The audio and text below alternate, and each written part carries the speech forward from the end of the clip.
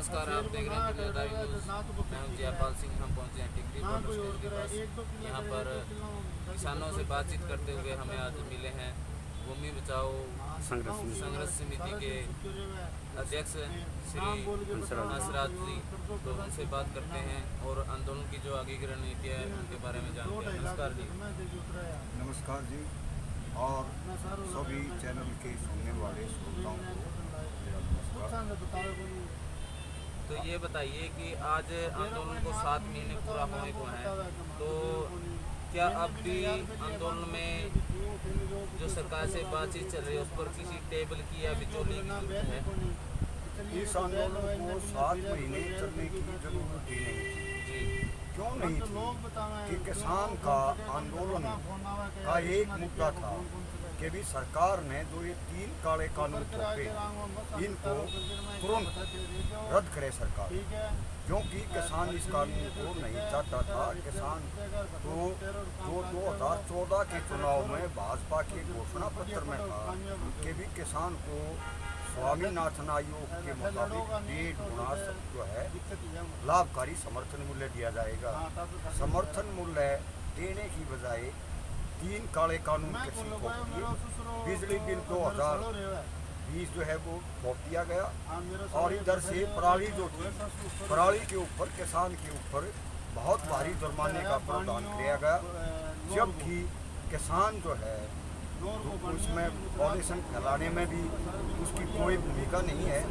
और किसान की जो फसल है उसका जो जिन्स है, उसका प्रोडक्शन है, एग्रीकल्चर प्रोडक्शन को सस्ते में खरीद करके किसान को पहले ही किया जा रहा था, जिसके हिसाब से आज़ादी आंदोलन में जितने लोग शहीद हुए उससे ज़्यादा 1947 से लेकर आज तक भारत में किसानों ने जो है आत्महत्या की। और स्वामीनाथन आयोग में स्पष्ट दर्शाया गया था कि किसान की आत्महत्या का कारण क्या है। उसमें स्वामीनाथन आयोग ने बताया कि भी उसके जो किसान की जो लागत है वो बढ़ जाती है, और जो उसका भाव है वो जो है कम मिलता है, इसलिए पर केजी, पर ग्राम, पर क्विंटल किसान को निरंतर घाटा होता जा रहा है, और यही आत्महत्या का कारण है। उसका सुझाव भी दिया गया था कि अगर किसान को लागत से 1.5 गुना ज़्यादा समर्थन मूल्य दिया जाए तो किसान बच सकता है। अब एमएसपी की बात है। एमएसपी आज हरियाणा में कोई मायने नहीं रखती। एमएसपी का भाव कुछ है, किसान की फसल कितने में खरीदी जा रही है उसके ऊपर बहुत सारी कंडीशन लगा दी गई है। पिछले साल हमने जो है पूरे हरियाणा में बाजरे की खरीद के ऊपर सर्वे किया, और सर्वे में ये पाया भी 485 करोड़ रुपए का घाटा बाजरे में किसान को हो गया। किसान के ऊपर शर्त लगा दी कि इस टाइम तक रजिस्ट्रेशन होगा, ये कागज आपको देने पड़ेंगे। यानी किसान ऑफिस का काम करेगा या मेहनत करेगा या वो मंडी का काम संभालेगा, वो क्या करेगा? अब इस दिन किसान लाएगा, किसान की आज फसल कट रही है, उस दिन कैसे लाएगा? वो कहाँ डालेगा? स्टोरेज की जगह नहीं है। यानी किसान को जानबूझ करके परेशान करने की साजिश है। 3 काले कानून इस देश के जो अंबानी और अडानी है कैपिटलिस्ट, उसके फायदे के लिए लाए गए हैं। क्यों? कानून आया 2020 में और सेलोज बढ़ने शुरू हो गए आज से 6 साल पहले, इसलिए देश के कैपिटलिस्ट और देश की सरकार की ये प्री प्लान चाल थी, और जो है उसके ऊपर तानाशाही रवैये से किसान को दबाने का काम बराबर इन लोगों ने किया है। आंदोलन को बदनाम करने का काम किया है, अलगाववादी कहा, उग्रवादी कहा, आतंकवादी कहा, बहुत सारी बातें जो है किसान के ऊपर थोपी गई। और किसान के शांतिपूर्व आंदोलन में पुलिस बल का जमकर प्रयोग किया गया, लाठियां चलाई गई, गोलियां बरसाई गई, वाटर कैनल छोड़े गए, मुकदमे दर्ज किए गए। यानी गैर प्रजातंत्रीय तरीके से कॉन्स्टिट्यूशन से बाहर जा करके जैसे एक तानाशाह सरकार करती है, ठीक उसी तरह से देश के किसान आंदोलन को जो है तोड़ने की बराबर कोशिश की गई। और यहाँ एक पैरेलल काम किया गया, जो भाजपा के चाहता दल है, जो जिसको किसान संघ कहा जाता है, उसके और भाजपा के समर्थित गुंडों ने किसानों पर हमले किए। पत्थर बरसाए गए और आगजनी तक की गई, खाने में रेत तक डाला गया और जो है वो घिनौनी साजिश की गई। उसमें भारत के इसके बीजेपी के 2 MLA गाजीपुर बॉर्डर पर आइडेंटिफाई हुए, यहाँ टीकरी बॉर्डर पर भी जो पार्षद है वो आइडेंटिफाई हुए।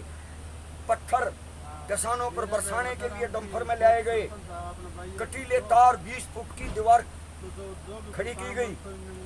ये भारत और किसी और देश के साथ जंग नहीं थी।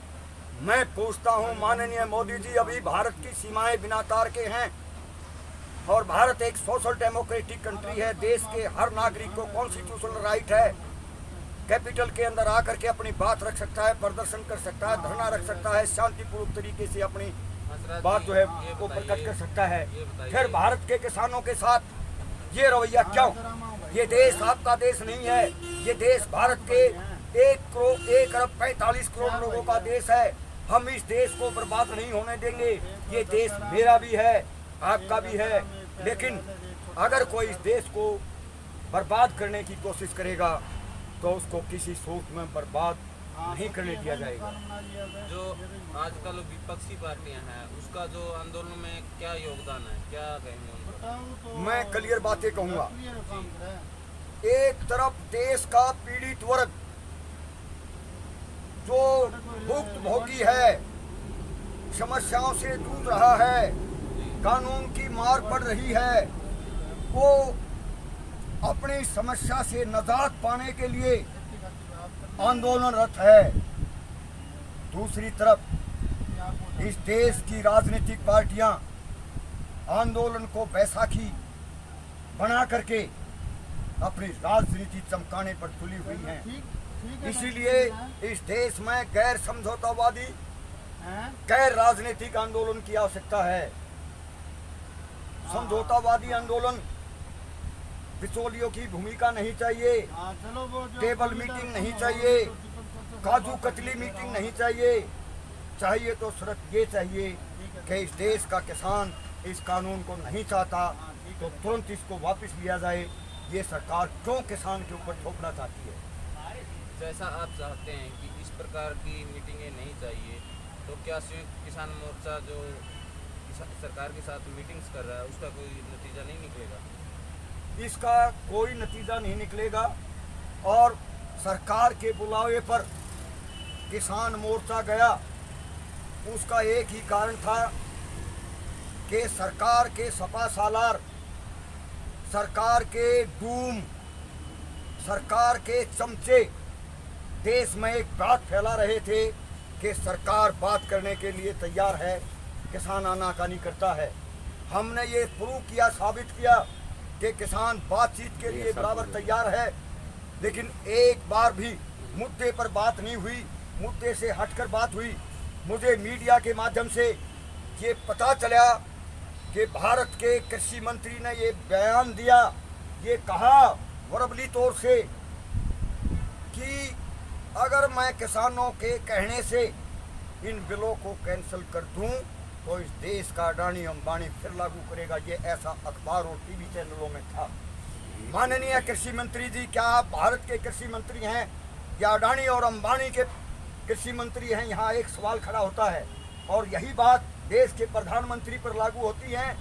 आज देश का किसान खोज रहा है कि मेरा प्रधानमंत्री कहाँ चला गया, लेकिन एक झलक से दिखाई देता है कि अडानी और अंबानी के साथ बैठा हुआ दिखाई